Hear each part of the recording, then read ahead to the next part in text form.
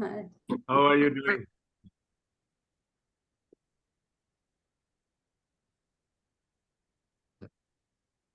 Okay.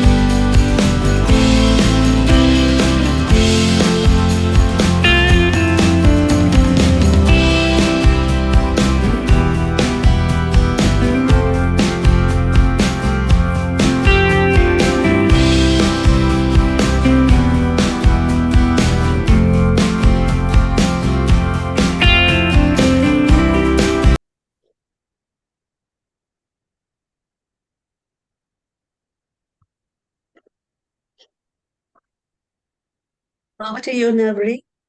Hello, ladies and gentlemen. Ladies and gentlemen, Welcome. welcome. It's echoing again. That's okay. We can hear you very well, Navri. Okay, ma'am. Hello, everybody. Welcome to the formal launch of the Routledge Encyclopedia of Indian Writing in English. Before we move on with the proceedings and we have all the speakers here, let me introduce you to the person behind the scenes. This colossal volume, which you all are a part of, and some of you may have joined us from the outside. Some of you may be a part of this, some of you may not have been a part of this.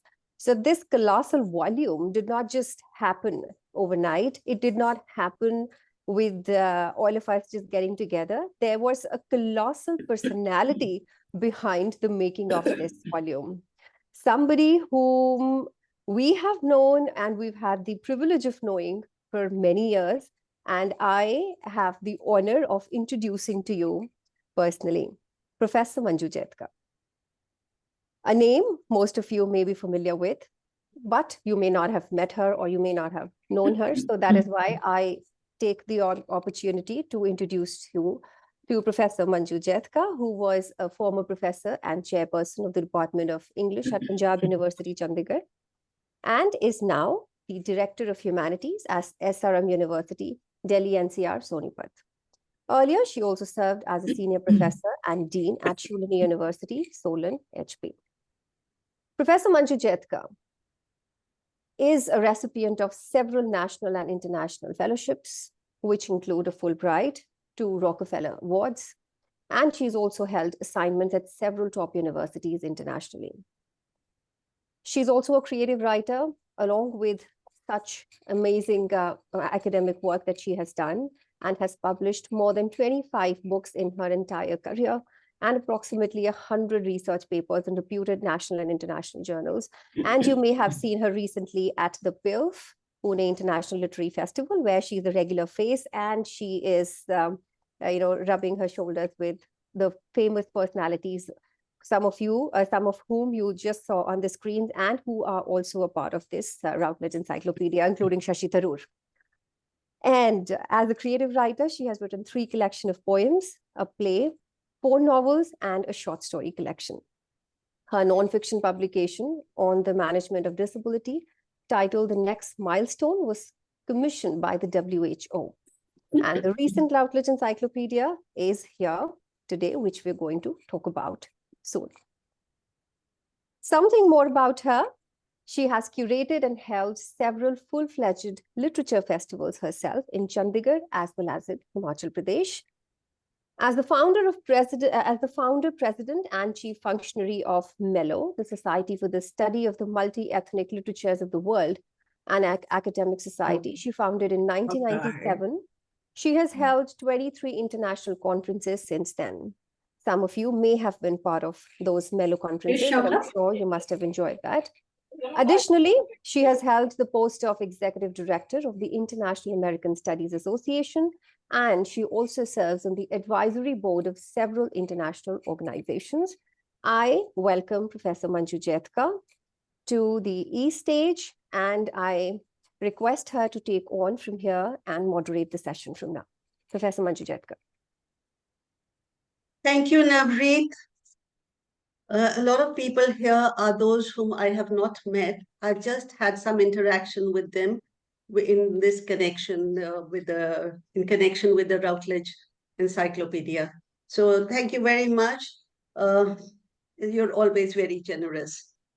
I would also like to introduce the other speakers on the screen, and we'll go one by one. The format that we have in mind is that I introduce the speakers, and then I request them to speak for a few minutes and talk about their association with the book, because all these people here are intimately connected with the making of the book. Let me begin with Amritjeet Singh. Amritjeet Singh, actually, he needs no introduction because he is a man for all seasons. So he's a man for all seasons.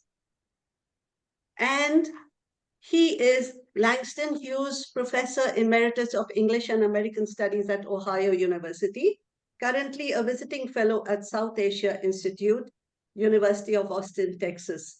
He's an internationally known scholar of African American, South Asian, post-colonial migration, immigration studies, and well, he is, as I said, he's a man for all seasons, and he's somebody that we all bank on a lot, particularly scholars from India. Whenever they have to go to the US, they have to see the Statue of Liberty, they have to see the Golden Gate, and they have to see Amritjeet Singh. If I'm wrong. Okay, so he has edited and co-edited a lot of books, including the novels of the Harlem Renaissance, which came out in 1976 and again in 1994.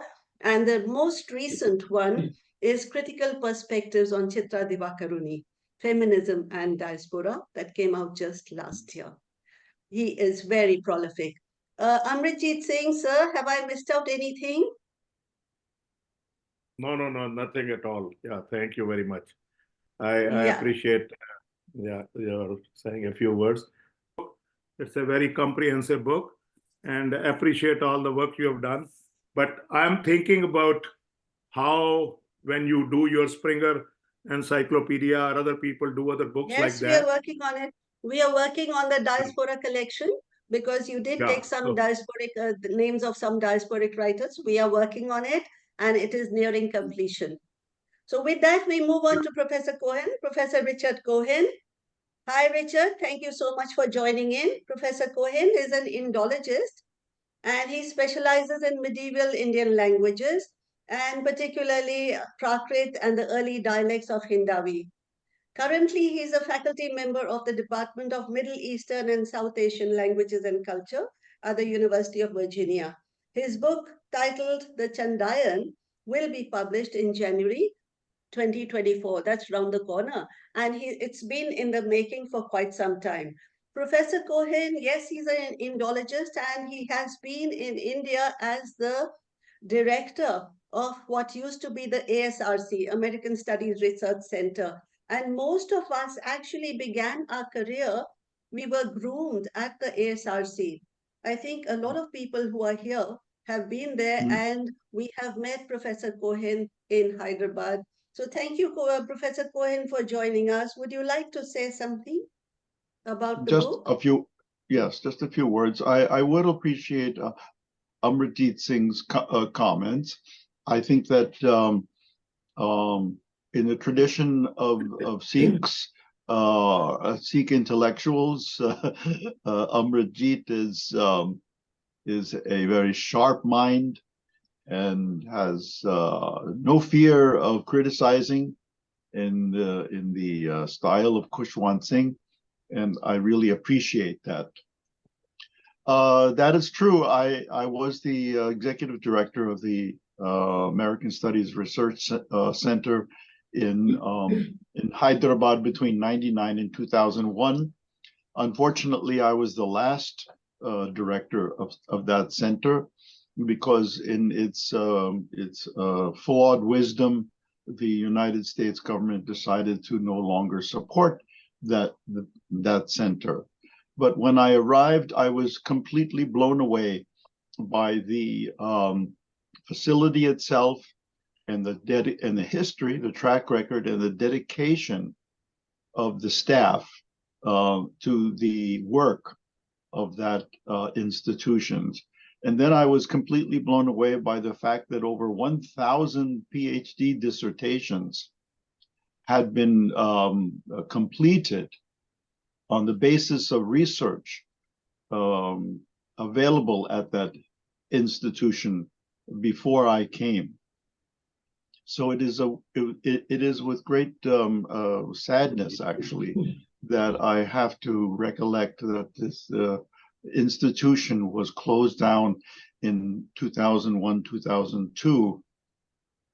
It was at that institution that I met several, many actually, luminaries of Indian intellectual writers and scholars, such as Manju and Amritjeet and a whole host of others. So it came to my attention, because I'm, a specialist in pre-modern Indian literature, that there is a whole army of Indians who are writing and researching in English literature. So it comes with great happiness that I see this volume.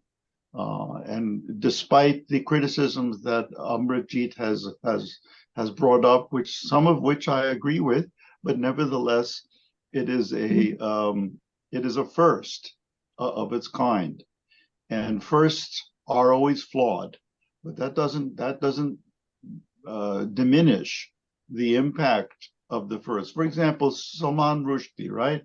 When I saw Salman Rushdie's book Midnight Children, it was a game changer. And the Indian author began to write back to the colonizer, right? And this was a very important moment, not to diminish R.K. Narayan's et al. Efforts to write about in English the situation in India. Not to say that, but it was an important moment, just as Edward Said represents an important moment in the demasking of Orientalism. So it's still, we are struggling, I think, that Indian writing in English is still writing back. It needs to write back. It needs to struggle, because it has equal weight with writing in English in the West as well.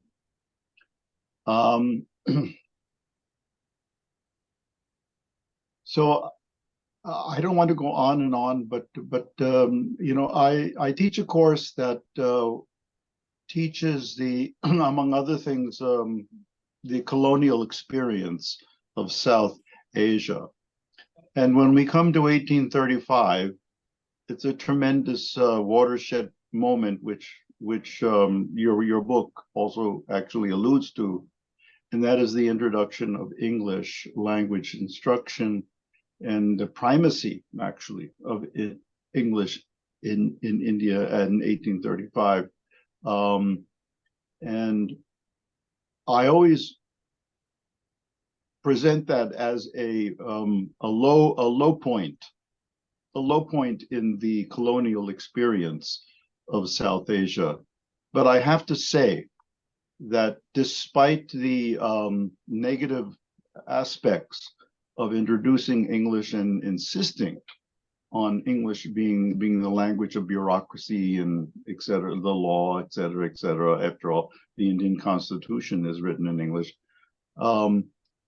Indians have taken and embraced English as their own.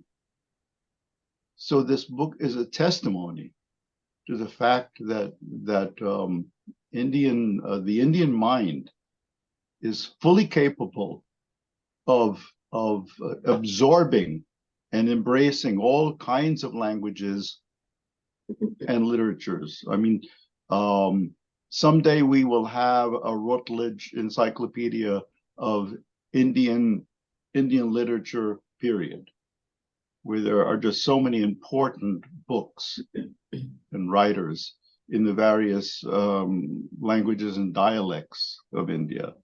I think I'll stop here because there are other people who are going to speak very specifically to what I'm alluding to.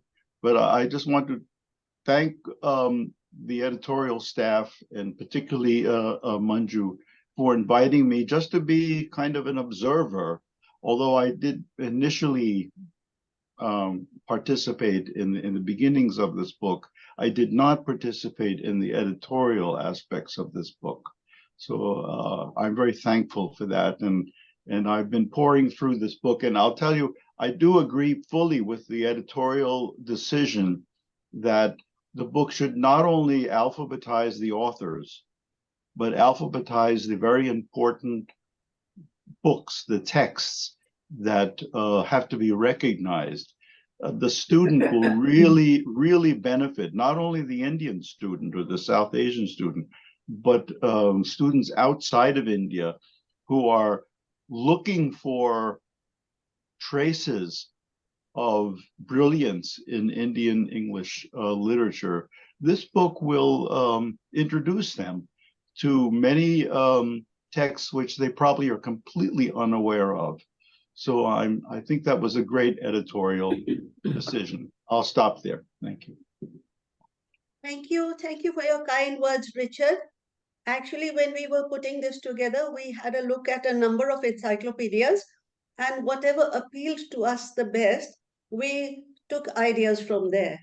So, well, there was a lot of work involved in that, a lot of research, a lot of sleuthing, a lot of exploration. And finally, then that went into the making of this encyclopedia. Thank you once again. Shamala, it's so good to see you, Madam Shamala Narayan. So Shamala is here, and Shamala again is a scholar that we are all familiar with. Her contribution to Indian writing in English has been tremendous. She retired in 2012 as the head of the Department of English at Jamia. She's been compiling the Indian section of the annual bibliography of Commonwealth literature for the Journal of Commonwealth Literature since 1972. That's a long time. And then her books include Indian English Literature 2001 to 15, a critical survey, Indian English Literature 1980 to 2000, a critical survey. She has a book on Raja Rao and on Sudin N. Ghosh. We have been turning to Shamala ma'am from time to time, and she's always been very, very helpful. Shamala, this is the time when I need to acknowledge all the help that you have given us, all the support that you have given us. Would you like to say something about the book? Thank you, Manju, for your warm words. So I'll try to, I think I'll actually set a timer for 6 minutes so that I don't overshoot the time.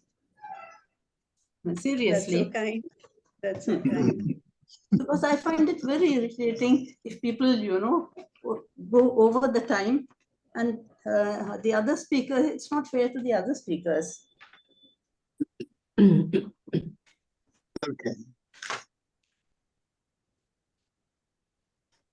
So I hope I'm audible. Yes, yes. Yes, you're audible, ma'am. Yeah. So to take up Professor Amritjit Singh's point, I think the encyclopedia makes it very clear what the parameters are for including the writers. You have the writers covered in this encyclopedia are those of Indian origin who might be located in India or in other countries. So I find that is more or less confined to people who have gone from India. It can be undivided India, or it can be post 1947 India.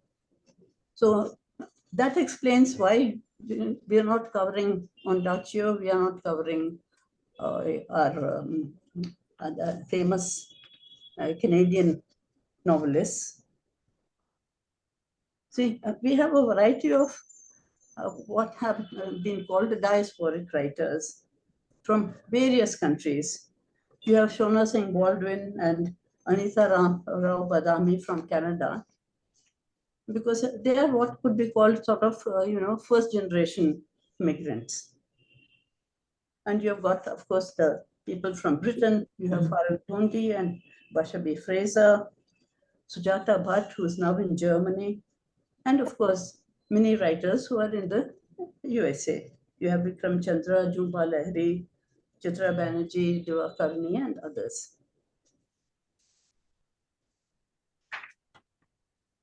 See, the Routledge Encyclopedia in English of Indian writing in English documents the work of poets, novelists, essayists, dramatists, and literary critics from its beginnings to the present day.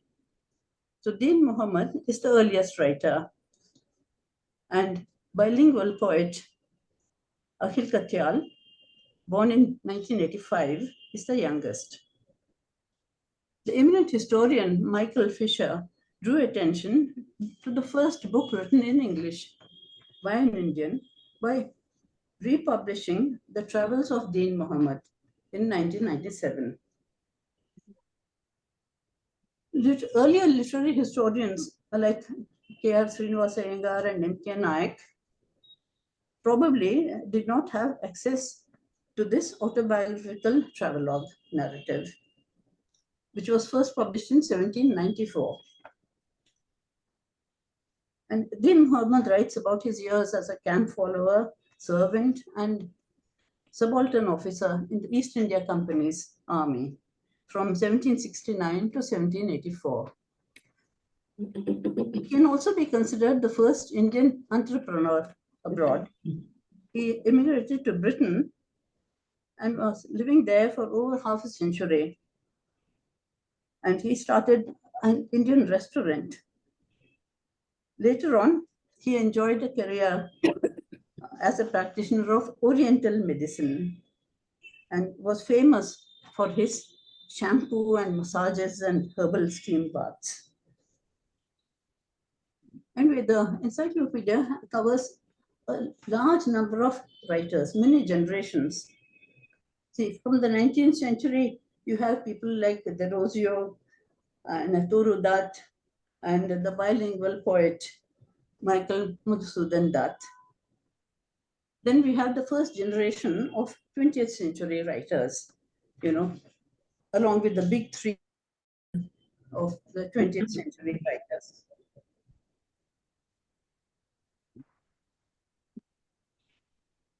We have the second generation, writers like Girish Karnad, Anantara Sehgal, Kamla Das, Manoj Das, or Jayanta Mahapatra.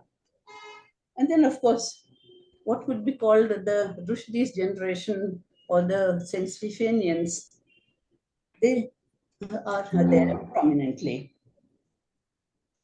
But even more important we have writers of what I would call the fourth generation of the 20th century, those born in the last quarter of the 20th century, and their works have generally been published in the 21st century.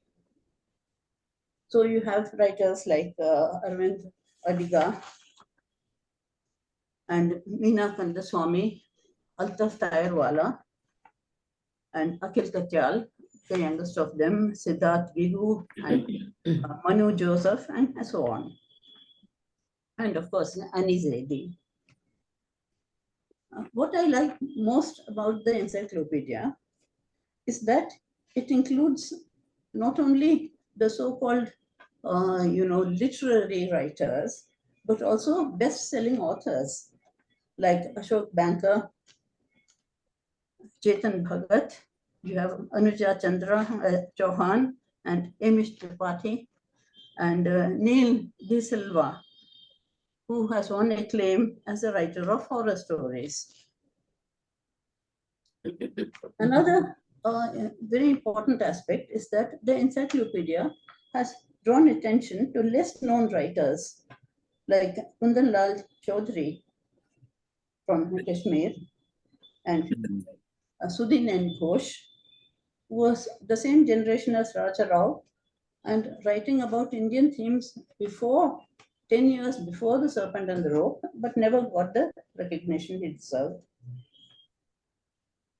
And then you have got A. Madhavaya, an early 20th century writer. So many eminent playwrights are included. So are literary critics like C.D. Narasimhaya, M.K. Nayak, or Srinivasa Iyengar, and Meenakshi Mukherjee, and Amala Srilal, who have also published creative literature. And other writers of non-fiction who have made important contributions to Indian writing in English have been included. Writers like Urvashi Butalia and Ramchandra Guha. And the entries provide a brief biographical detailing of the writer and concentrate on their oeuvre along with an objective discussion of the literary works by these authors. This also includes the general critical opinion on their work. Every entry carries a short list of further reading of significant secondary readings on the work of these authors. There are also more than 100 entries on books. The editors have selected not only the most famous books, but the books which deserve to be famous. So you have write-ups on Arriving Shortly by K. Shilyata, a collection of poems. You've got Like Blood on the Beaten Tongue by the young bilingual poet Akhil Katyal, or Ranjit Koskote's poetry in Atlas of Lost Beliefs. And this selection of books is particularly rich in non-fictional prose writing. You have articles on Algebra of Infinite Justice by Arundhati Roy and Becoming Indian by Pavan Verma, and The Language of Truth, Salman Rushdie's recent collection of essays, and Prema Shastri's lovely autobiographical note, Metros to Manhattan, and Pankaj Mishra's very thoughtful From the Ruins of Empire, The Revolt Against the West, and the Remaking of Asia. Right, yes. And I'll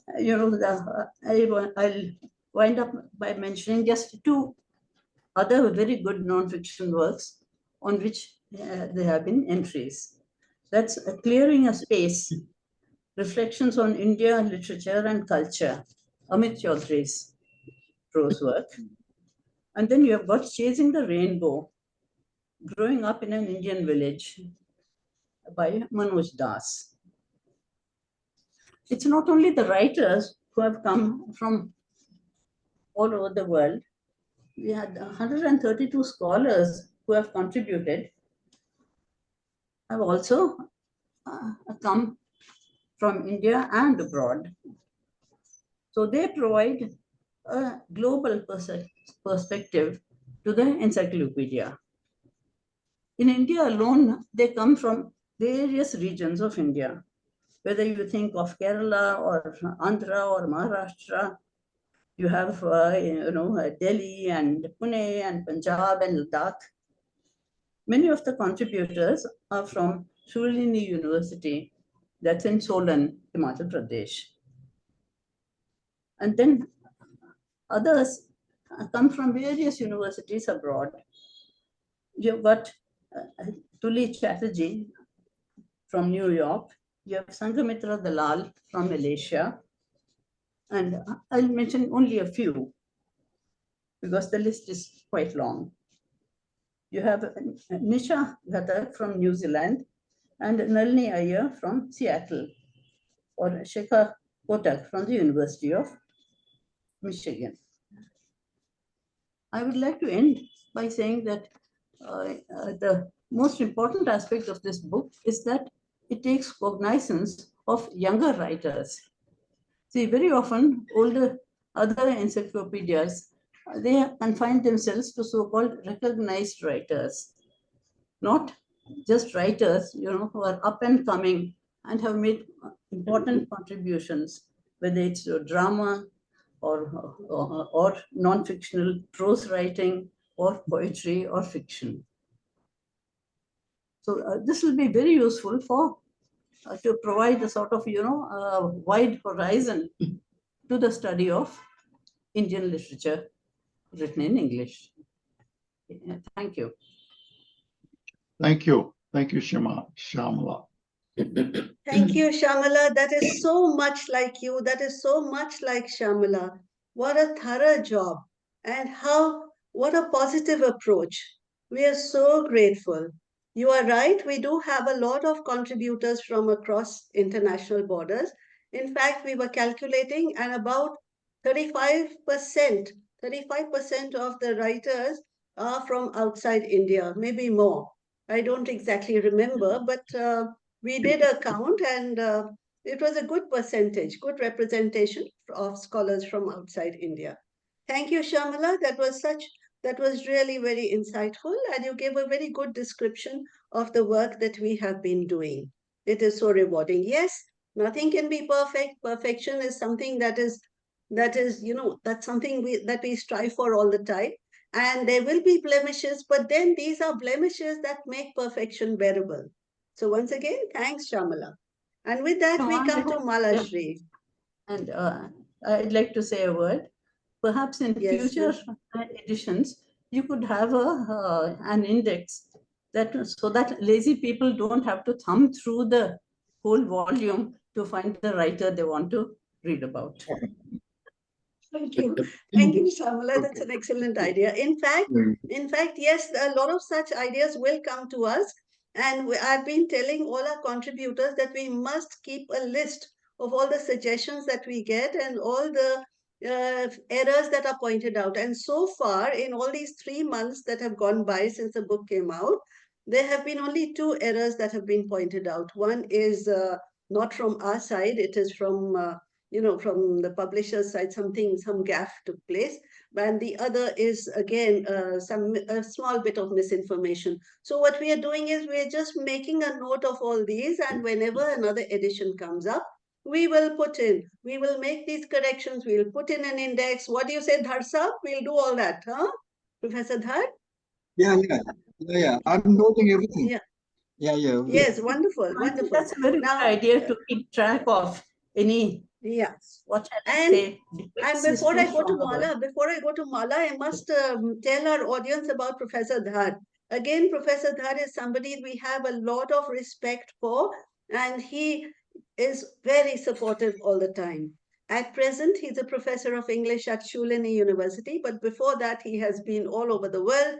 He has taught in Srinagar, he's taught in Shimla, he's taught in Eritrea, he's taught in, well, you name it, you throw a stone and it'll land on an institution where Dhar Sahib has been teaching. And he's got students scattered everywhere, students who love him, students who respect him, and not just as a scholar, but as a writer too. He has been writing, he's a creative writer, and in particular, his book about the tale of a beleaguered soldier, that if you haven't read, it's a book worth reading, because I think what he's doing is something like what Dante was doing. You know, Dante and Virgil go on that journey into Inferno, Paradiso, and so on. So it's very much like that. So Professor Dhar has been a lifesaver, really, because when I started this work, the Routledge project came to me and I started putting it together. Uh, with all the years of teaching and conferencing and so on, we have a fairly big network, and we had a lot of people who wanted to be included, who wanted to be part of this project. It just became very big, and then Professor Dhar came like the knight in shining armor to the rescue. And well, between the two of us, हमने अच्छी खिचड़ी पकाई, हाँ? And और अच्छी बना देंगे इसको. Yeah. But Professor Dhar, I'm Yeah. going to move on to Mala now, Mala Shri. Mala Shri is a person that we please. all love and respect in Indian academia. She is the former professor, Department of English, University of Delhi, but that's something so small compared with all the big things that you've done. She's been chasing Sita and Lakshmi and all the legendary women that we have in our Indian classics. She's been chasing them, writing about them, making a name for herself, and there are people who are working on the books that she writes. She specializes in women's studies, and she has 16 books, including The Law of the Threshold. It came out, I think that was the first one that came out, and it was groundbreaking, The Law of the Threshold. Women writers in Indian English, then In Search of Sita, Tagore and the Feminine, Finding Radha. So we have Sita, we have Radha, and Cosmopolitan Spaces, Betrayed by Hope, a play on the life of Michael Madhusudan Dutt. This is a character that we did not know too much about until Mala started working on it and brought out the book 3 years ago. She's also been the recipient of a number of fellowships at Harvard University, Bellagio, Newcastle, and other places. And she's very active with the Sahitya Academy in Delhi. Name any festival that takes place in India, and Mala's name is sure to be linked with that, either as a speaker or a moderator or just a supporter. So thank you, Mala, for being with us, and thank you for being a part of the Routledge enterprise, Routledge project. Would you like to say something about it? Thank you very much, Manju and Professor Dhar, for coming out with this monumental and very significant book. I'm very glad to see that there is finally the only encyclopedia of Indian writing in English that is so comprehensive and so brilliantly produced. So in the few minutes that I have, I'm going to focus on two things. One is the structure, and the other is the tone of the book. Now, when it comes to the structure, it's a massive 458 pages of text in fine print, and yet it's utterly accessible and readable. And that's a very difficult task that you have both achieved in bringing parity and quality and substance to every entry that I looked at. As a test case, I picked up Michael Madhusudan Dutt, which, as you rightly said, not too many people outside Bengal know about. And I was absolutely enchanted by the simplicity, accuracy, and scholarship of whoever it is who wrote that one-page entry. It had the essential points made, and it also brought out this trajectory of Michael Madhusudan Dutt, who started as an Anglophile, worshipping British literature, wanting to go to England and become a great writer in English, and he instead becomes a Bengali writer of great renown and publishes Meghnad Bod Kabbo. This kind of a transition from adoring English to turning away from it and becoming the spokesperson for Bengali literature and a great poet has been tracked beautifully. I also want to use that as a stepping stone to say that Indian writing in English is not requiring to speak back to anybody anymore. In fact, it's the world that is looking for information on Indian writing in English, and your book is the only one which is producing and presenting this comprehensive introduction to the numerous people who have made this journey possible. And as Shamila rightly said, from Deen Mohammed to the young writers today, you've got them all there. And I think I want to pay a very great compliment to both of you for the samples that you sent out to your writers. Because by following that sample, and as a contributor, I did it too, by following that sample, this kind of parity and quality, I think, has been possible to maintain. And encyclopedias are frightening things usually, but yours is not. This is an encyclopedia that one wants to embrace and read and keep going back to. It has a warm, friendly feel about it. The second point that I want to move to is to talk about the textual material.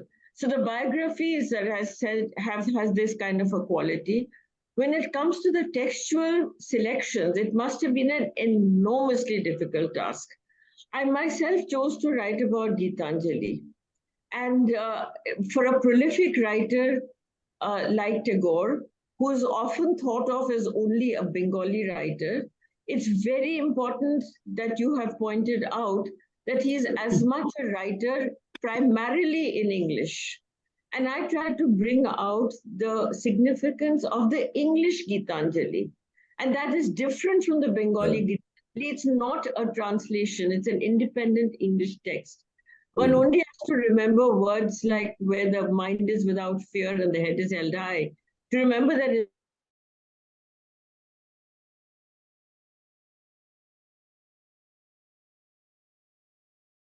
and that transit to the point that Shamla made very relevantly, the young writers. As an example, I'll take Janice Parriott. It's unusual and yet very important to have somebody like her represented in the book. And not only does the reader get an insight and window into the area of the Northeast that Janice is writing about, but there's scope for working on more. So it's an open-ended encyclopedia, and I love that feeling. Janice has just come out with a brilliant book called Everything the Light Touches, and I'm sure as the entries come up for the younger writers, there will be incorporation of such material. So that's the textual entries must have been extremely difficult because with prolific writers like Rushdie or Amitabh Ghosh, but you've got it right.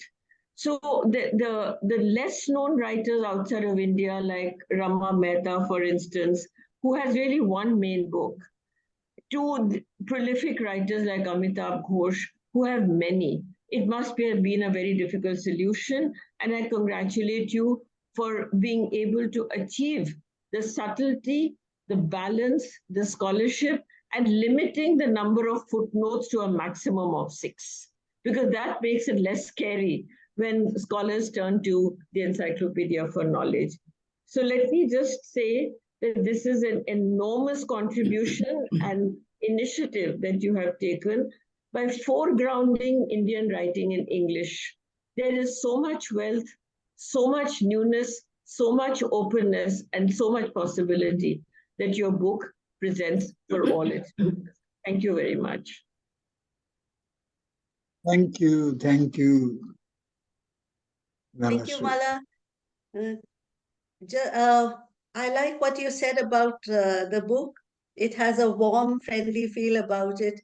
and whatever you say has a warm, friendly feel about it too, Mala. Thank you so much for that. With that, we move on to Lakshmi. Lakshmi Kannan, I can't see you on the screen. Where are you, Lakshmi? Here I am. Yeah, yeah. So I was wondering if this is the Lakshmi that Mala is hunting for these days. No way, a far cry. Yeah, so this is Lakshmi Kannan, and she is a bilingual novelist, short story writer, poet, and critic. She writes in Tamil under the pen name of Kaveri. Her books are Guilt Trip and Other Stories, which has come out very, very recently, 2023. This is the latest collection of short fiction in English. And her other recent books in English include the historical novel, The Glass Bead Curtain, 2020, and earlier 2016, and Sipping the Jasmine Moon collection of poems. She taught English on the faculty of different colleges in Delhi, Calcutta, and at IIT before she joined an MNC as a senior writer and language coordinator. Lakshmi is one of the writers that figure in the encyclopedia, in the Routledge Encyclopedia. Thank you, Lakshmi, for joining us. And folks, I must tell you that the first time I saw Lakshmi was when the first time I went to the ASRC, that was in probably 1978 or 79. And there was something so intimidating as a scholar about her that we hesitated even to walk up to her and make small conversation because she was always so busy reading, writing, and doing a lot of intellectual stuff. And we were all kind of beginners. We were all, just starting our journey. Thank you, Lakshmi, for being what you are and for joining this session. What would you like to say about it, about the book? First of all, congratulations, huge congratulations that are piling on to you, very well deserved for this monumental work. You know what, Lakshmi, I must say that it's not just my book and Dhar Sab's book. It is everybody's, all the people who have contributed towards it. Because everyone put in a little bit. Yes, please carry on. Sorry. That's right. Yeah. But thanks very much for inviting me. Thank you and Professor Dhar to let me be a part of this excitement in this session. And it was such a pleasure listening to all the speakers before me.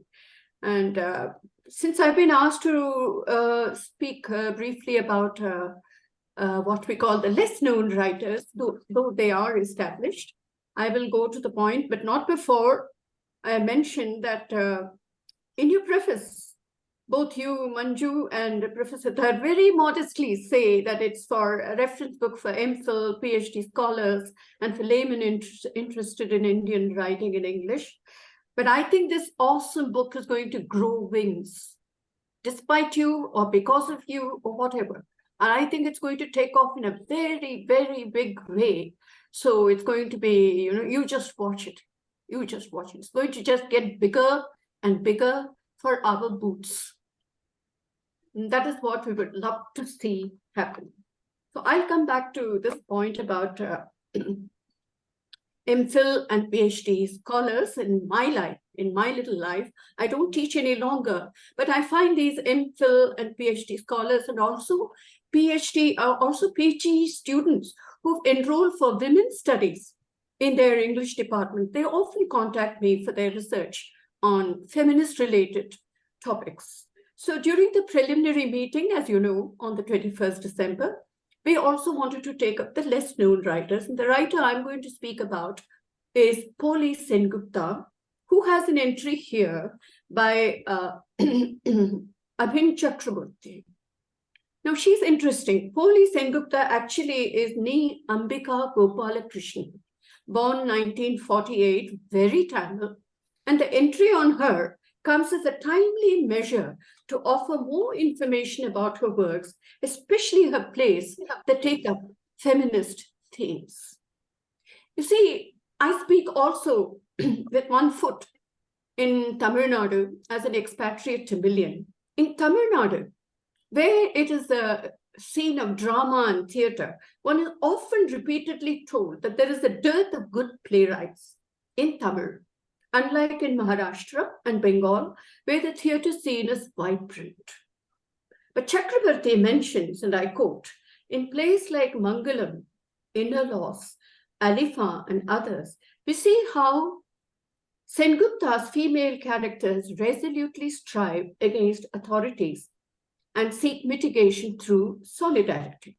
Another very interesting point he adds is her adroit handling of conversational English for weaving her dialogues. Her plays are collected in an anthology titled Women Center Stage. Very soon I'll share with you the present scenario in Tamil Nadu. People like, speakers like Shamla and Malishilal, they all took up the issue of the segment of young writers. And there are young readers, and there are young audience. If you factor them in, there is this confluence of language, and I'll share my experience of adding on to this Sengupta's material on her. Shamla Narayan referred me to a chapter from the PhD dissertation of Megha Jain, submitted to Jamia Millia Islamia. And she drew my attention to the study of 3 Indian English women playwrights.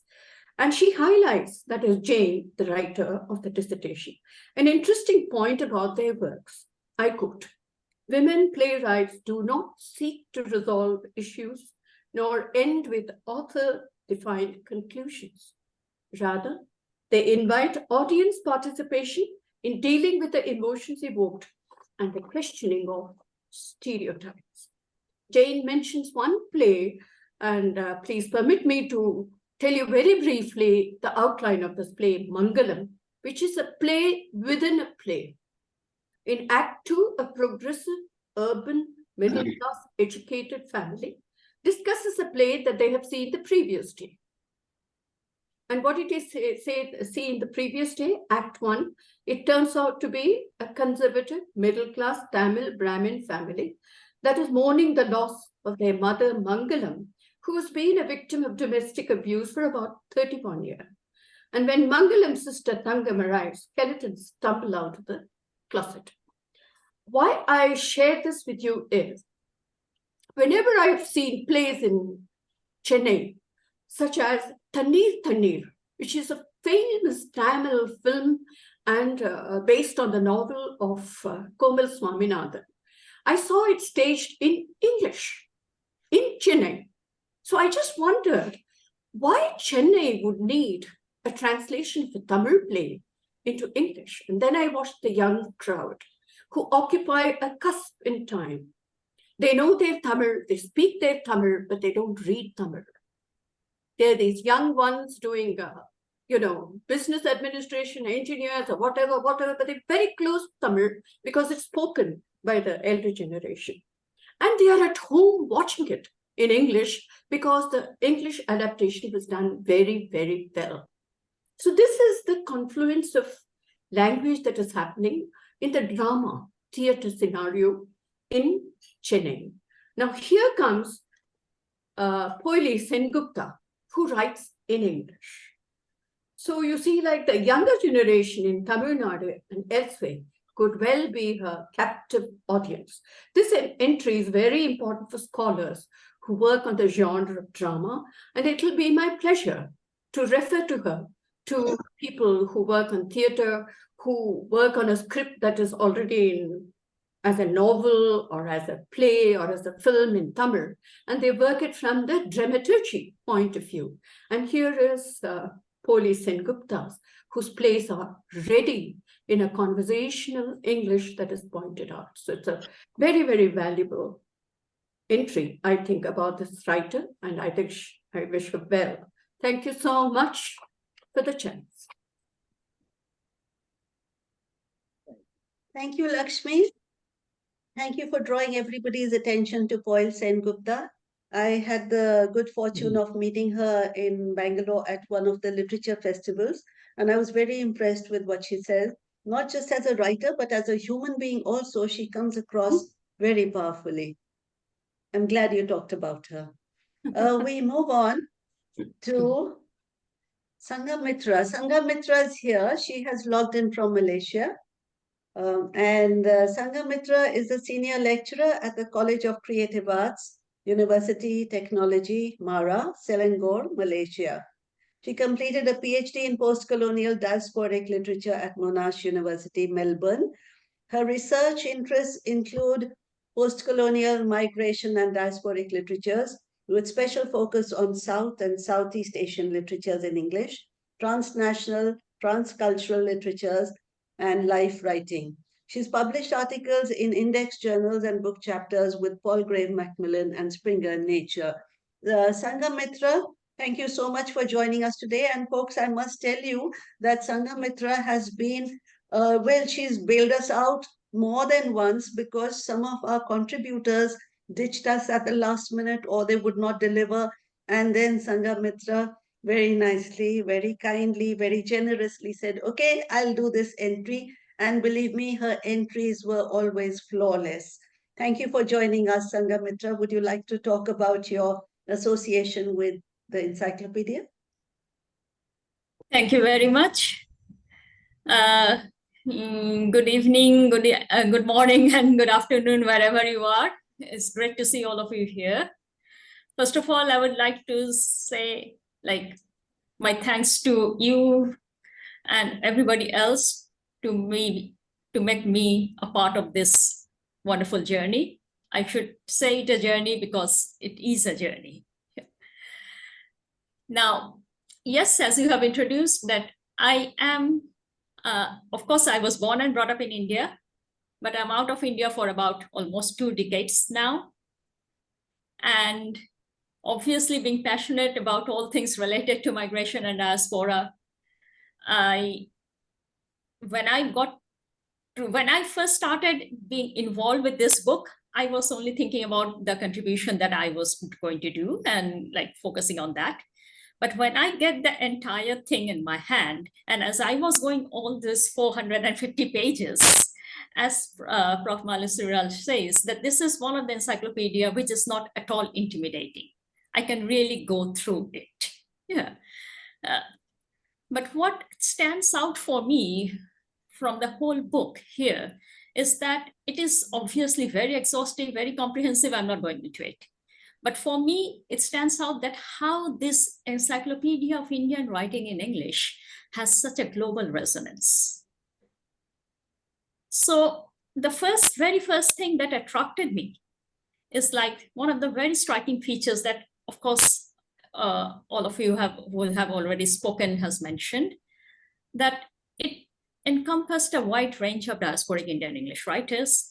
And so this volume is not only important or significant for the only Indian writers in English or Indian writing in English, but it is also a great deal of significance to those who are venturing out from the diaspora studies, and also those who are living in diaspora, who has less opportunity and chances to get hold of the primary texts and the novels and all those things. I can say from my own experience, I can get a Raja Rao or even a Ruskin Bond from overseas, in our libraries, but obviously I will not get those contemporary writers easily from wherever we are.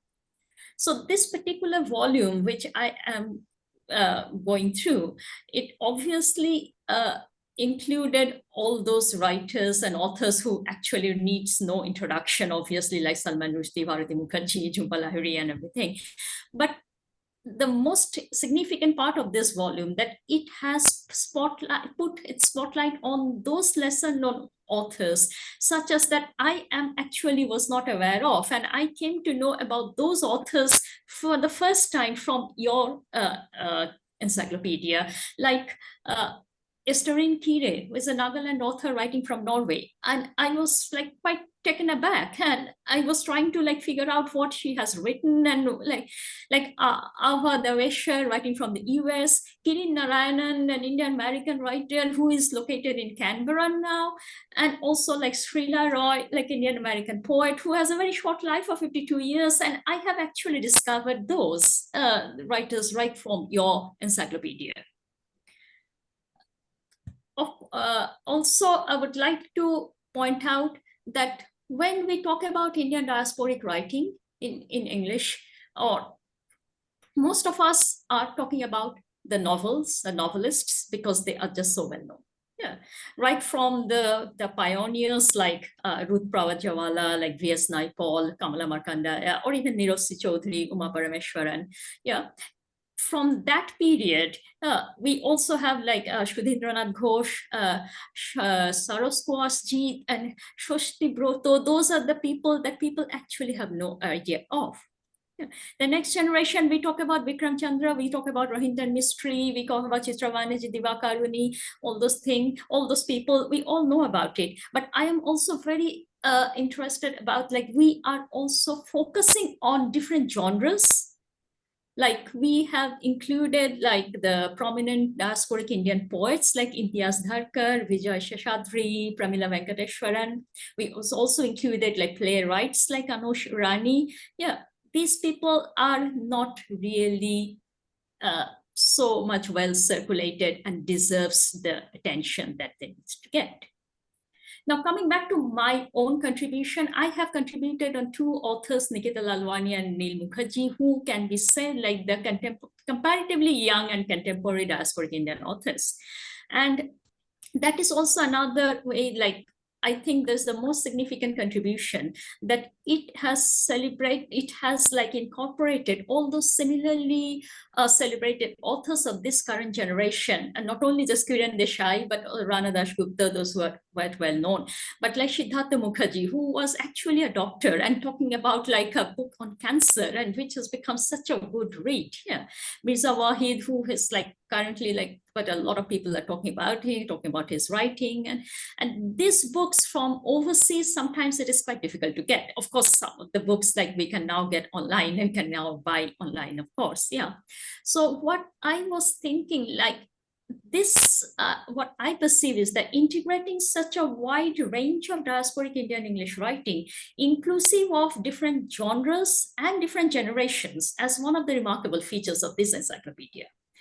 And another thing is that because I read a lot of diasporic writing, not only just from India, from other parts of the world as well. Yeah, but this particular encyclopedia has introduced those authors who, because they come from so diverse background, yeah, even they are coming from India or they're coming from outside India, but they come from so diverse background. So they address not just the archetypal diasporic issues of like displacement, belongingness, home, identity in a stereotypical way, but this does it from very unique and distinctively individual points of view, and embracing diverse socio-cultural and political contexts, which actually unravel, I think, my many uncharted and unexplored perspectives and possibilities. And I think this book has brought out those voices that needs to be listened. So therefore, I think this encyclopedia is an invaluable companion to not only people like me who are enthusiastic about Indian English literature, but I think as it is said that it is not just, I don't think it is not just a reference book for the academics or for the students only, but it will also appeal to a great number of diasporic Indians who just admire Indian English writing across generation, across professions, all over the world, I think so. Because it has been so like easy read, it has not just had that sort of like academic rigor or intimidation kind of thing. So I think such an effort that all of you and all of us put together, it helps us, particularly from the point of view, from the perspective of a diasporic Indian, to keep us abreast of our historical roots and also the emerging roots of the contemporary literary scene of Indian writing in English. And it also helps us, I think, reroute ourselves, reaffirm our belongingness, and also reclaim our own individual essences of cultural identities, because it is not just one identity we are talking about. And this encyclopedia, and I think I must point this out because this is something I'm talking about from my very personal experience. I think this encyclopedia will also carry an extra special significance to the second or third generation of Indian diaspora, some of whom who have probably yet to experience India in person, but can immerse themselves in the pages of the encyclopedia in their confused and in their kind of bewildering quest of their homes and selves, and can reach to some sort of understanding and acceptance. Thank you. Thank you, Sarga Mitra. That was really good. They're very nice, very interesting. And I must tell you, folks, that she's also part of the Indian diaspora. And for the handbook that we are doing now, Diasporic Indian Writing in English, Sangamitra is contributing a number of pieces for that too. So thank you, Sangamitra, for your warm words, for your appreciation, and for telling us how important this volume will be for diasporic Indians for readers abroad. We move on, and now we have another young scholar out here, Shyamastri Maji. Shyamastri, I have never met Shyamastri, but I have just seen what she has contributed. I've just seen her work. And Shyamastri teaches English at Durgapur Women's College, West Bengal. She completed her PhD in English from Burdwan University. You see, what happened was when we took out this call for contributions, we put it on a lot of international portals, and we got a lot of response. So we asked them to send their CVs and a sample writing and so on. And Shyamastri, that is how you came into the picture, is that right? Yes, ma'am. Yeah? Yes, ma'am. So the title of her doctoral thesis was Anxiety of Representation in Select Anglo-Indian Writers, and her areas of research include Indian writing in English and Anglo-Indian community. She is published in a number of journals, national and international. Shyamastri, what would you like to talk about today? Namaste, good evening. It is my privilege to share this virtual platform with academic luminaries whom I have been reading since my university days. Today, I don't know, but I have to first thank Professor Manju Jaidka ma'am for giving me this opportunity. And before I start speaking on the topic, which is to discuss the importance of this encyclopedia to research scholars and students, I would just share a personal experience with you. Right, this book, when it arrived, the contributor's copy, when it arrived, I was happy not only because I had my work in it, but it reminded me of my MPhil and PhD days, because that time we were struggling. I was struggling first to complete my MPhil thesis and then to enroll in a PhD course. And at that time, we had to take a lot of admission tests. And the book that we usually could fall back on was Arvind Krishna Mehrotra's Illustrated History of English Literature, or we had to spend hours in the library reading Indian writing in English, or the essays on Indian writing in English by Professor Srinath, Professor Hari Prasanna, and E.V. Ramakrishnan. Those were the books that I could find in my university libraries. So when I got this book and I held this book in my hands, I felt that if I had this book when I was a research scholar, because this was the first of its kind. I have to say this to Indian scholars, and to Indian scholars, particularly the ones residing in the suburban areas. To them, this book is of immense help. Now, as I will talk about the importance of this book to the research scholars, once again, I would go back to the experiences shared by my teachers who studied literature during 1960s and 70s. They told me that they did not read Indian writing in English because that was not prescribed in their syllabus. Maybe Hyderabad was an exception at that time.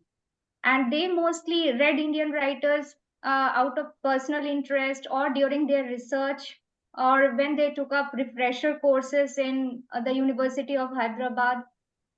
So over the years, they told me that there was a visible shift in the focus from English literature to literatures written in English.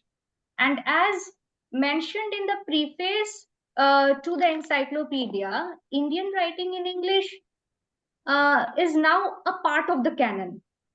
With Rushdie, Seeley, Seth, Ghosh, Roy, Lahiri, Desai, and Adiga winning international literary awards Indian writing in English went global. The works of these writers, as well as the newer ones, are incorporated into English studies syllabi in the universities in India and abroad. Following the choice-based credit system, as we call it, CBCS pattern, a separate paper called Indian Writing in English is taught widely in Indian universities as a compulsory paper in the UG and PG courses in English. Even in the coursework programs in MPhil and PhD, they promote Indian writing in English as an area of specialization so that the research scholars have a comprehensive knowledge about Indian English writers in India and the ones living in the diaspora. The Routledge Encyclopedia will be of immense help to the PG students and the research scholars as it includes detailed entries on the literary biographies and select works of well-known authors and the lesser-known authors such as Prema Shastri, Anindita Sengupta, Anuja Chauhan, Kavita Ezekiel Mendonca, Zilka Joseph, and even Neelam Saran Gaur, the winner of this year's Sahitya Academy Award for her novel Requiem in Raga Janki. So research scholars, if they are planning to write their term papers, or even PG students who are planning to write their term papers and seminar papers on the lesser known authors, they can refer to this book right now. In fact, it is a fact.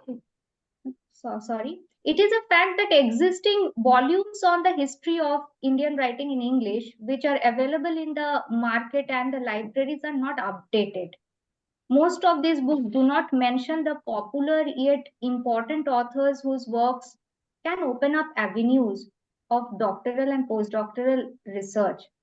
Some among these authors whom this encyclopedia includes are Jerry Pinto, Manu Joseph, Neil Mukherjee, as Professor Sanghamitra said, Siddharth Chaudhary and Anuradha Roy.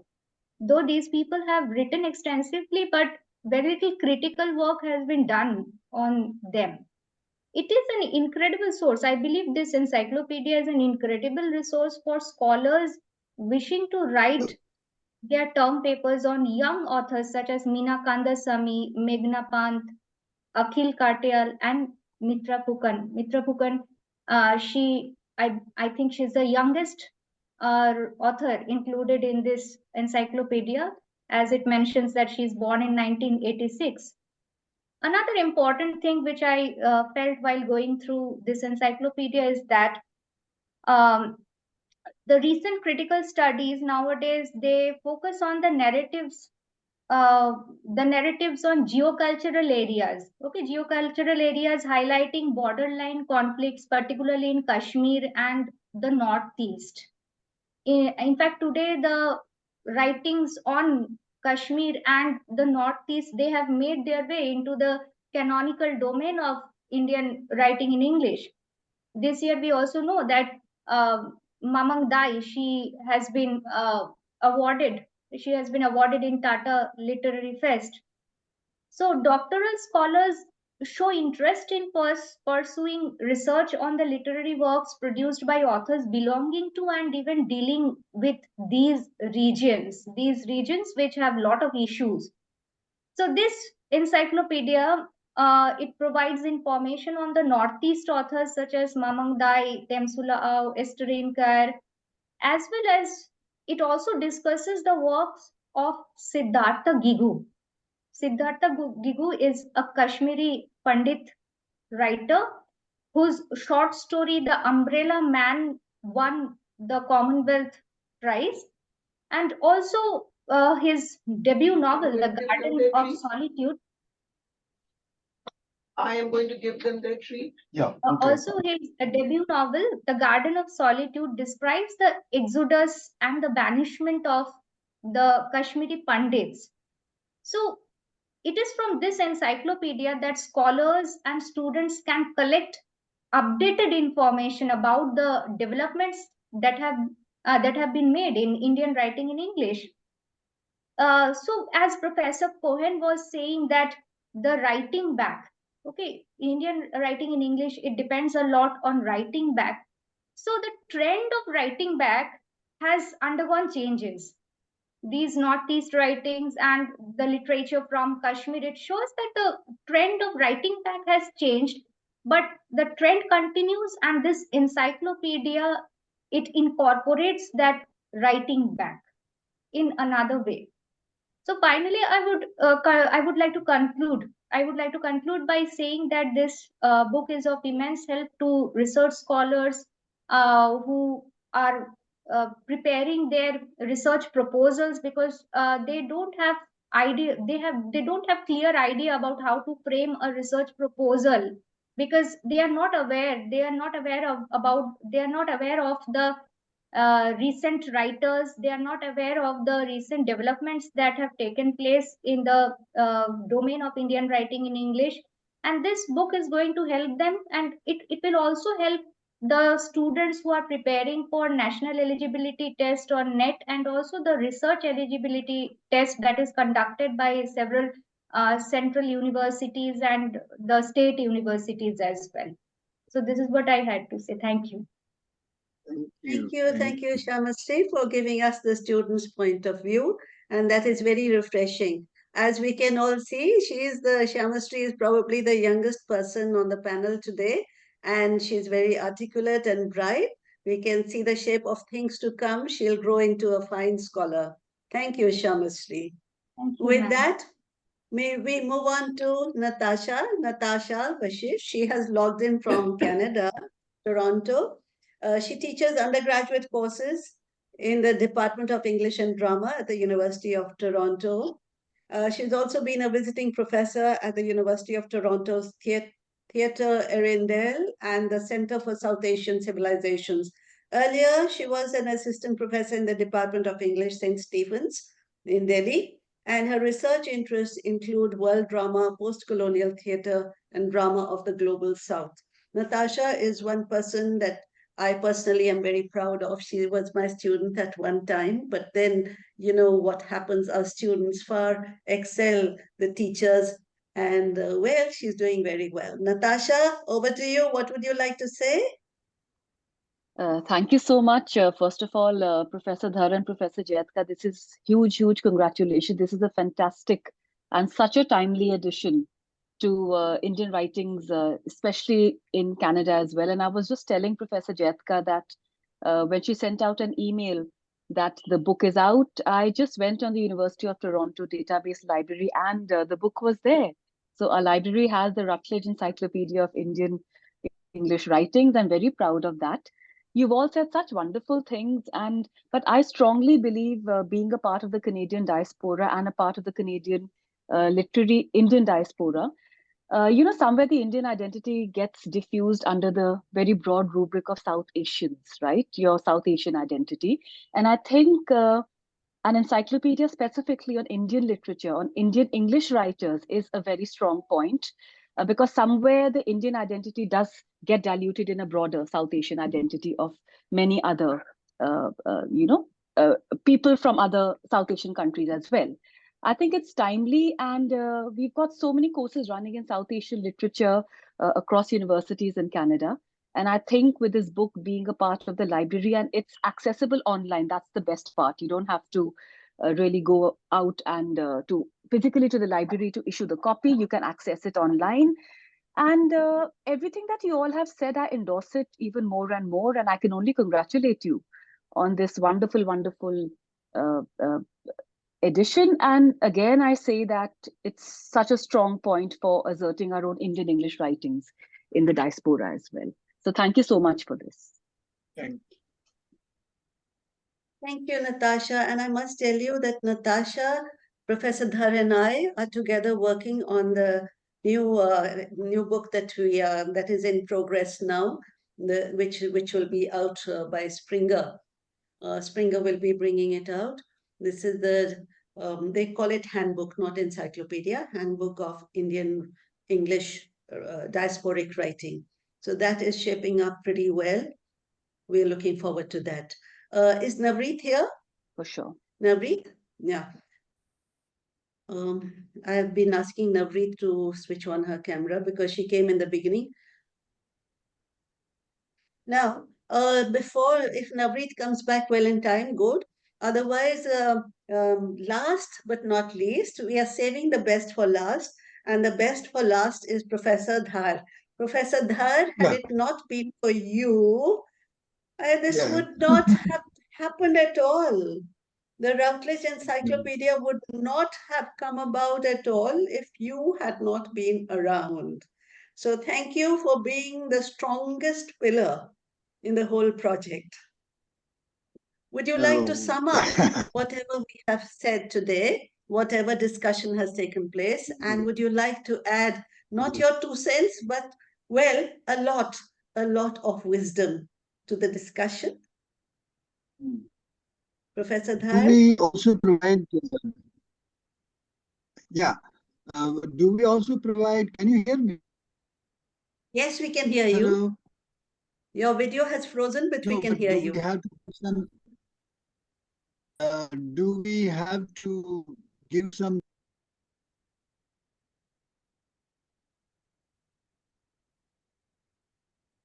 Professor Dhar seems to be logged out now. He'll probably come back in a little while. Meanwhile, if there is anybody in the audience, we do have some people still listening in. It's been a long session, but if anybody would like to say anything or come onto the screen, please raise your hand. We'll transfer you to the screen. And Navreet, if you're around, I'd like to introduce you formally.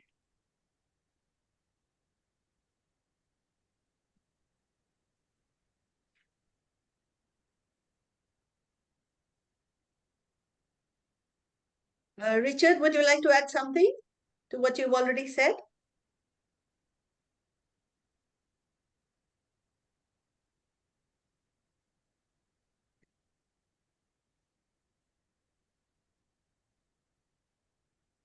You are muted. You are muted. Let me unmute you. No, you'll have to unmute yourself. I can't do it from here. No, I just wanted to besides thanking everyone for participating, and particularly for Professor Jaidka and Dhar for inviting me. As an outsider, I have to say that I learned so much today. In spite of all my years observing India, and in particular, my research is in Indian literature. As it was stated earlier, I'm a pre-modernist, so my engagement with modern Indian literature and Indian literature in English too is tangential to what I do. However, having been in Hyderabad at the American Studies Research Center, ever since then, for the last 23 years or so, I am very intimately aware of the, what shall I say, the depth of writing in English by Indian authors. It is certainly one of the languages of India today. And in spite of the fact that it was imposed on India in the 19th century for a completely different purpose, Indians have trumped, if I may use that word, have trumped the original British malevolence of inserting English into Indian education. And Indians have completely embraced the power of yet another language and have deployed it in so many different ways, both internally to India and outside of India, that I think it's a lesson to the world that there is no limit to learning a language and adopting it and embracing it. Thank you, Richard. Thank you so much. And we have Jason Polly here. Jason, where have you logged in from? Will you unmute?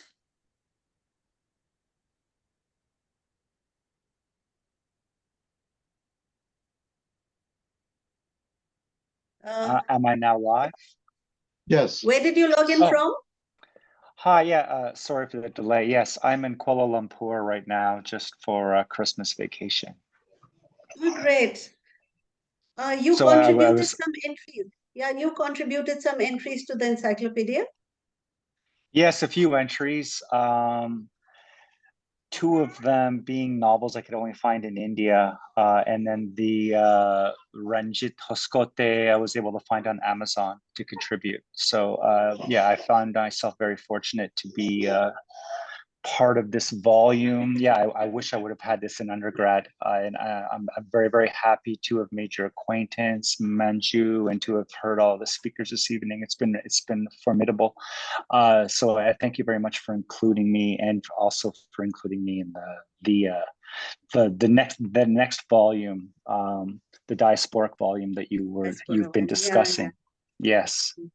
Yeah, it's been wonderful hearing all of the speakers while I'm on holiday here. Yeah, I was looking forward to the event, and I was glad I was able to make it, notwithstanding traveling. Yeah, so I want to thank you very much. It's a beautiful volume, and I'm very proud to be part of it, and honored that you've included me in the second volume. So thank you very much. Thank you for joining us today, Jason. And Professor Dhar is trying to come back. Professor Dhar is trying to log back in, but I think he has some problems. While we are waiting for him to come, there are one or two points that I want to make. The contributors who are here, who are logged in, and who will be probably following us on Facebook also, because we are live on Facebook.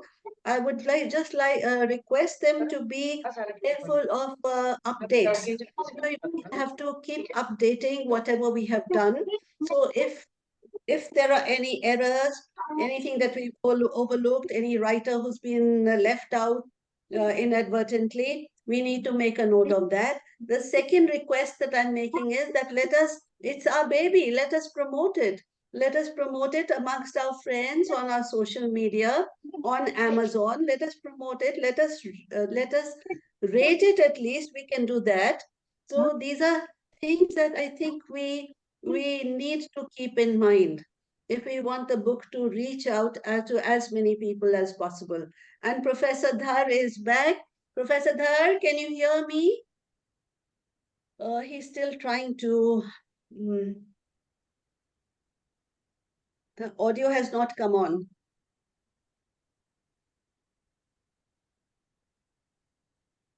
Professor Dhar, your audio?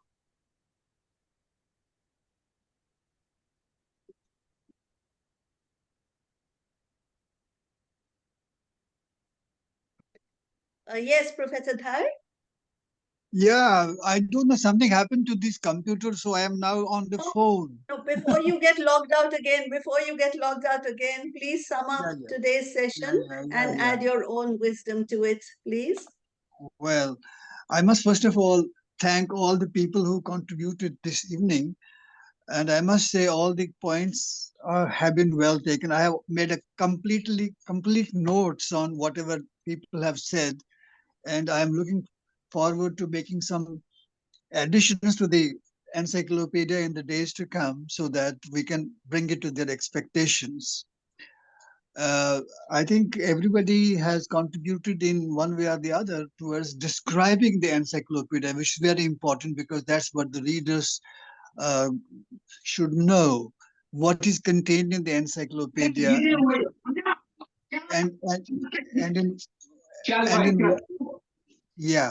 and in what way, and in hello. Yes, we can hear you. We can hear you. Yeah. And in what, who are the kinds of people who will benefit by this, and in what way? I think there is some. Manju, I hope other people can mute themselves. Yeah, I think so. I think something is happening. Thank you, Amritji. Thank you, Richard Kumar. Thank you, Balasri. Thank you, Shamlaji. Thank you, Natasha. Thank you, Sangamitra. All of you. Thank you very much for speaking about the encyclopedia and also making suggestions. I'm sure we will take them quite seriously in the days to come. And whenever we get an opportunity, we will update.